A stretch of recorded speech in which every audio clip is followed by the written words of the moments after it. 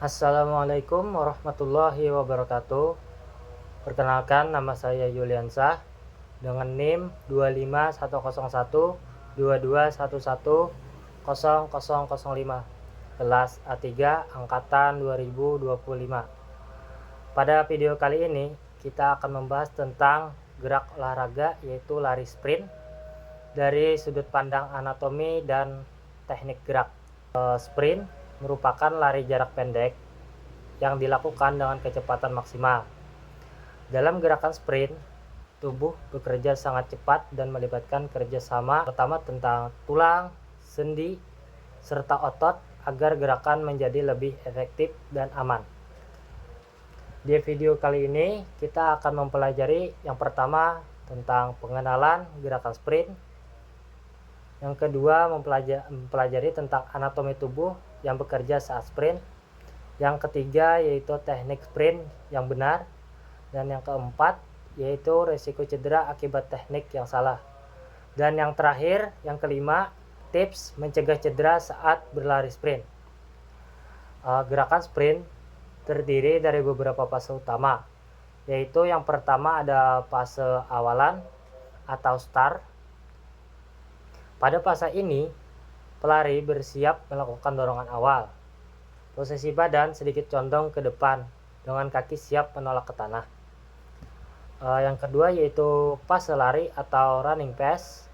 Fase ini merupakan fase utama ketika tubuh bergerak cepat ke depan. Ayunan lengan dan langkah kaki harus seimbang agar kecepatan maksimal dapat dicapai. Yang ketiga yaitu fase melayang. Fase melayang terjadi ketika kedua kaki tidak menyentuh tanah sesaat. Fase ini sangat penting untuk mempertahankan kecepatan dan efisiensi gerakan. Dan yang keempat ada fase mendarat atau foot strike. Pada fase ini kaki kembali menyentuh tanah untuk menerima beban tubuh dan menghasilkan dorongan berikutnya.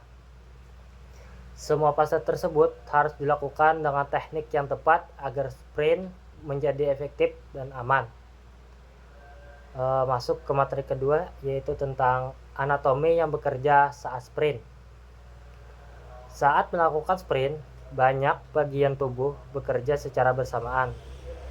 Yang pertama ada tulang utama.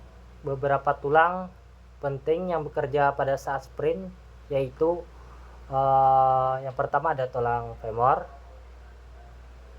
Tulang femur berfungsi untuk menghasilkan tenaga dan menopang gerakan kaki. Yang kedua yaitu tulang tibia dan fibula, berfungsi untuk menghasilkan tenaga dan menopang gerakan kaki. Yang ketiga yaitu patella atau tempurung lutut, membantu kerja sendi lutut saat meluruskan kaki. Yang keempat ada pelvis atau panggul, menjadi pusat keseimbangan tubuh. Yang kelima ada tulang belakang atau vertebra, menjaga postur tubuh pada saat lari sprint agar tetap stabil. Yang kedua ada sendi yang aktif pada saat lari sprint. Beberapa sendi utama yang bekerja adalah yang pertama ada sendi panggul, membantu gerakan mengangkat dan mengayun paha. Yang kedua, sendi lutut, membantu gerakan menekuk dan meluruskan kaki. Dan yang ketiga, sendi pergelangan kaki, membantu dorongan kaki saat menolak tanah. Yang ketiga ada otot utama saat sprint. Sprint juga melibatkan kerja banyak otot. Yang pertama adalah quadriceps atau otot paha depan yang membantu meluruskan lutut dan menghasilkan dorongan. Yang kedua yaitu hamstring, otot paha belakang yang membantu menekuk lutut dan mempercepat langkah. Dan yang ketiga ada gluteus maximus atau otot bokong yang berfungsi menghasilkan tenaga dorongan saat berlari. Dan yang keempat ada gastrocnemius dan soleus atau otot betis yang membantu menolak tubuh ke depan. Yang kelima adalah hip flexor, membantu mengangkat paha saat berlari. Nah, Selain itu, otot lengan seperti deltoid atau otot tangan, bicep, tricep juga membantu menjaga keseimbangan gerak sprint. 4. Ada teknik gerak sprint yang benar. Agar sprint lebih cepat dan aman, teknik gerakan harus dilakukan dengan benar. Yang pertama adalah teknik STAR.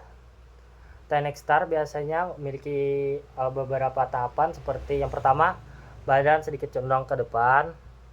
Yang kedua, punggung tetap netral. Yang ketiga, pandangan ke depan. Yang keempat, berat badan bertumpu pada kedua kaki. Dan yang kelima dan terakhir, otot perut dikencangkan untuk menjaga stabilitas. Yang kedua, ada teknik saat berlari. Yang pertama ada pinggul tetap tinggi dan stabil. Yang kedua, lutut diangkat aktif ke depan. Dan yang ketiga, ayunan lengan kuat dan searah gerakan. Keempat, badan rileks namun tetap fokus. Dan yang kelima, telapak kaki mendarat menggunakan bagian tengah atau depan kaki. Nah, yang ketiga, teknik saat mendarat pada saat sprint. Yang pertama ada lutut sedikit menekuk untuk menyerap benturan. Yang kedua, kaki tidak mendarat dengan tumit terlebih dahulu. Yang ketiga, pinggul tetap stabil. Dan yang keempat, kontak kaki dengan tanah berlangsung sangat singkat. Teknik yang benar membantu meningkatkan kecepatan sekaligus mengurangi risiko cedera. Dan yang keempat, risiko cedera jika salah teknik. Kesalahan teknik seperti sprint dapat menyebabkan cedera pada otot, sendi, maupun ligamen. Nah, beberapa kesalahan yang sering terjadi pada saat sprint yaitu yang pertama ada langkah terlalu panjang. Yang kedua ada lutut masuk ke dalam saat mendarat. Yang ketiga, badan terlalu membungkuk ke depan. Yang keempat, mendarat menggunakan tumit. Yang kelima, kurangnya pemanasan. Nah, karena itu teknik sprint yang benar sangat penting untuk menjaga performa dan keselamatan tubuh. Yang kelima, tips pencegahan cedera pada saat lari sprint. Berikut beberapa tips yang untuk mencegah cedera pada saat lari sprint. Yang pertama, lakukan pemanasan sebelum latihan. Yang kedua, gunakan teknik lari yang benar. Yang ketiga, latih kekuatan otot kaki dan otot inti. Yang keempat, gunakan sepatu olahraga yang sesuai. Yang kelima, jangan memaksakan tubuh saat kelelahan. Dan yang terakhir dan keenam, lakukan pendinginan setelah latihan. Dengan pencegahan yang baik, tubuh akan lebih siap melakukan sprint secara aman dan optimal.